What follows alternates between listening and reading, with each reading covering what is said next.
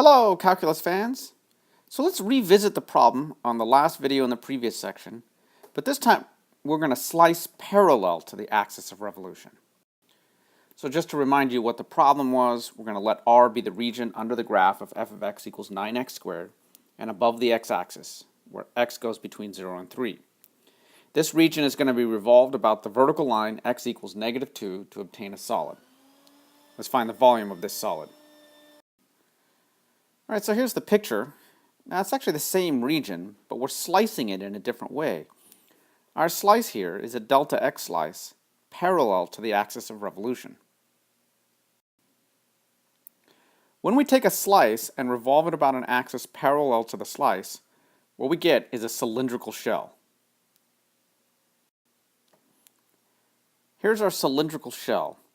So you should be thinking of this as a big cylinder with a little cylinder, or I should say a slightly smaller cylinder removed from the middle. There's an inner radius and an outer radius. There's not very much difference between these inner radii. There's a thickness to this shell as well.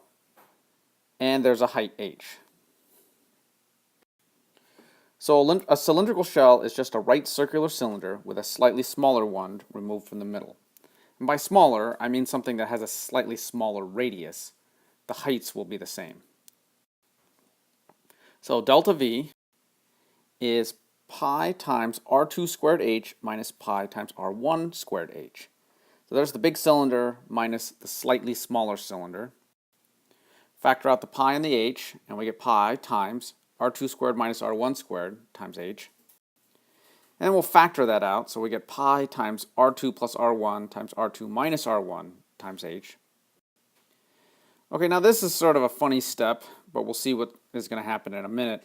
I'm going to put a 2 in, multiply it on the outside, and divide it on the inside. So let's let r equal to r2 plus r1 over 2. That's the average radius. If I take two numbers, add them up, and divide by 2, that's the average of the radii. And then delta r is r2 minus r1. That's the thickness of the shell. So then we get delta V is equal to 2 pi RH delta R. And in the more general form, we're going to say that delta V is equal to 2 pi times the radius times the height times the thickness. This really we should take as our general formula for the shell method. So let's go back to our original problem.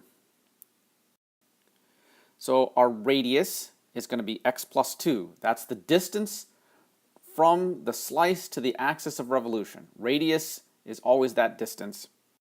And then the height of the slice is just a y distance, and so that's 9 minus x squared.